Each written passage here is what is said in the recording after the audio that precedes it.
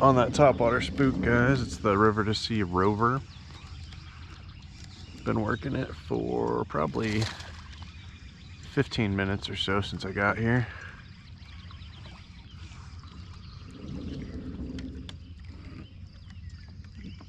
Got a decent bass. Turn the light on. I don't know if you guys can see it that well or not. The sun's just coming up. So welcome back to Fishing with Spiv, guys. It is a early Sunday morning. I am gonna try and make it to church today. So I got out extra early to get that sunrise bite. Pretty skinny fish here. He was probably a lot healthier in the winter. We'll get him back in.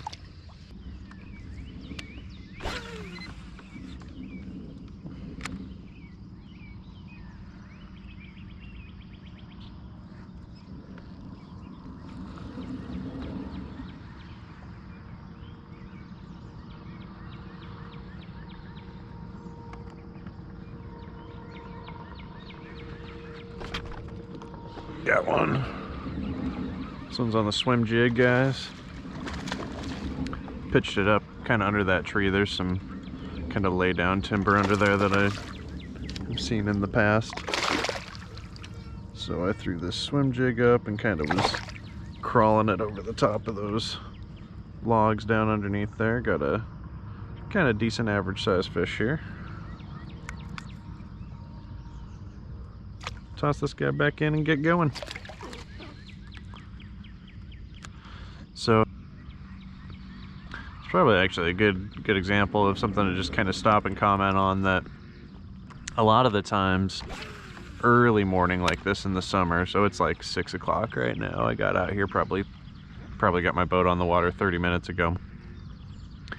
A lot of the times when it's early like this, I will just throw topwater. I'm kind of banking on the fish being active, cruising around, looking for food in that first light time of day. And a lot of the time that's a really good thing to do. But I had thrown, so I'm throwing this River to Sea Rover on that you can see on that other rod there. And I had thrown this kind of past there a couple times without any action.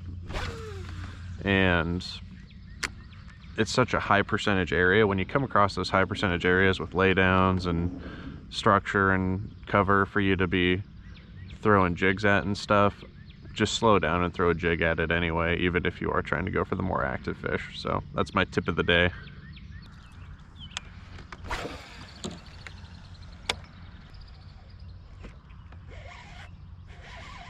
Go fish. Ooh, good fish, good fish, good fish.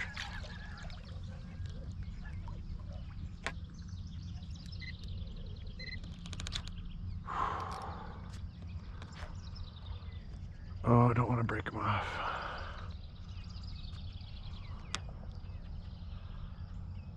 Okay, it's probably not that good. I'm going to say 3.2 pounds.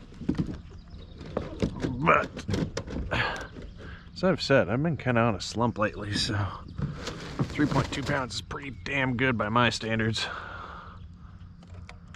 I mean, it's a really nice fish on any day, honestly, but nice.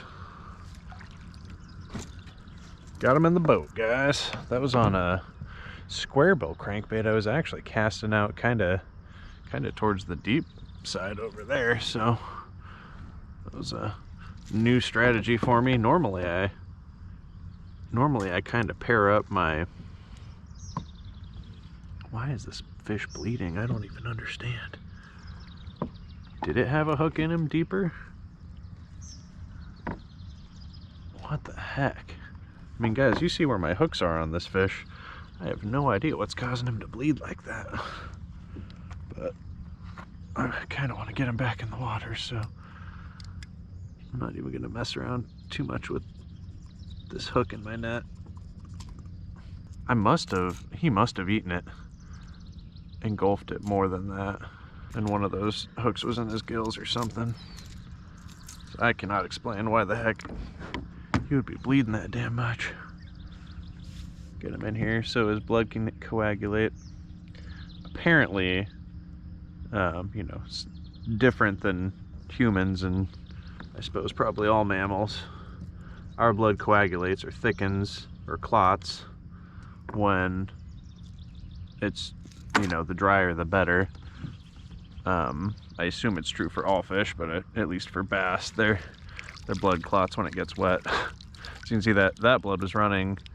It was really runny, and then as soon as I put my net into the water, it turned into jelly. So even though it looks like this guy's bleeding a lot still, he's really not. That's just the blood that he was dripping while he was out of the water. That's really weird, guys. I have no idea why he was bleeding, but he seems to be okay now. So I'm just gonna get a length and a weight on him real quick. Call him right just over 18 inches. Let me get the scale out, turn it into pounds because I'm American. Did I tell you 3.2, guys? I still got it. All right, well, good looking fish. Looks like she's gonna be okay. So like I said, I'm throwing this square bill. This thing probably doesn't dive more than like 3, maybe 4 feet deep, if that.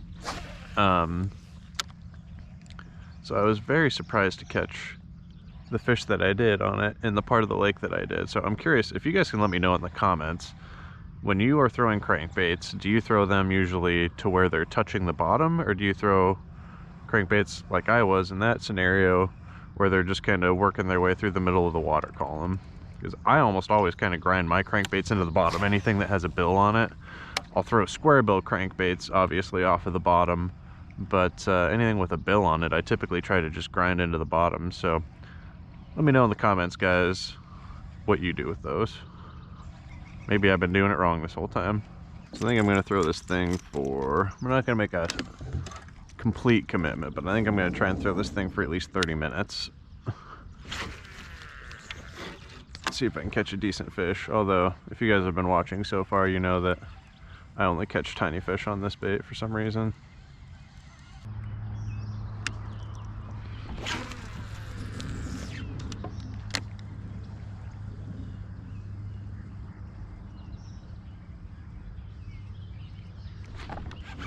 Got one.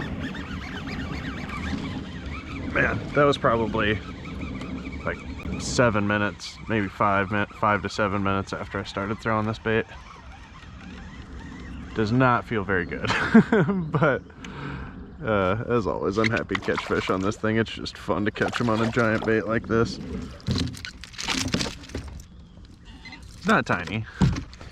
I told you guys how freaking much I love having a pair of pliers and a holster on a lanyard. I know it's dorky, guys. I know I'm a dad, and I wear stupid sandals, and this is just what my life is, but it's so damn convenient, and I dress the way I do because it's comfortable, and I'm old, and it doesn't matter what I look like because my wife already married me, so it is what it is. All right, so there's another good fish there, guys. Close to a 2-pound fish there. We'll get him back in. So since I forgot earlier, I'll just ask now if you would please like this video. It really helps out the channel, and subscribe and share and all that sort of thing. I keep forgetting to tell you guys what the heck this thing is. This is a Gantarel. I'm not sure if that's the brand or the model. It's the only thing I own from this company, but if you look for a Gantarel bluegill glide bait, that's what this guy is. It's got 2 joints in it. It's got it comes standard with these 2 kind of feathered treble hooks, which have been obviously working great for me so far. It's got a place to put another treble hook on the back, and I believe this is where you would put another treble hook on the front as well if you wanted to put as many on there as are legal or whatever you want to do with it. But like I said, these 2 have been working fine for me. This is, I believe, Ghost Gill or something like that, Ghost Bluegill, something along those lines. So that is the bait and the color that I'm throwing if anyone wants to do it. It is a more expensive bait. Don't judge me. This is kind of my main hobby, and I like to spend money on it. I think this bait was probably $35 or $40, but it's kind of a specialty bait. They obviously don't sell as many of those, so they have to have a lot higher price to cover the overhead on that sort of thing. So if you're interested, that's what it is. And I would recommend throwing it on, I throw it on a swim bait rod. This is a Dobbins Fury 8-foot heavy fast action. So this is for 2 to 8 ounce swim baits, it says. From what I understand, it's probably not that great for like 8 ounce ones. That's some interesting little minnows jumping on the top there.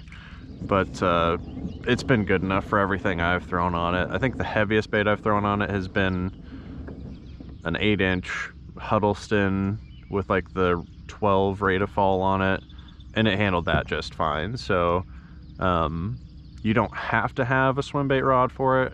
If you don't, I would probably throw this on some sort of heavy rod. Maybe if you have a frog rod, you could throw it on that. It's really just the weight of the lure. You need something stiff enough and heavy enough that you can just throw the lure without snapping your rod in half. Or if your rod's just bending like a complete noodle because it's too weight, because there's too much weight on the end of it, you just can't get a good cast. So I'm able to cast this thing pretty far and have been pretty happy with it, throwing it on this heavy swim bait rod. So that's what I know. Check my batteries. Yep, down to 3%. So I'm gonna swap out my batteries, and then I think I'm gonna try and catch at least one fish on that chatterbait or bladed jig, and then I'll be calling it a day. So hopefully I catch one more. If I don't, then I guess this is probably sayonara. So goodbye. Thank you for watching. Hope you enjoyed, and I will see you on the next one.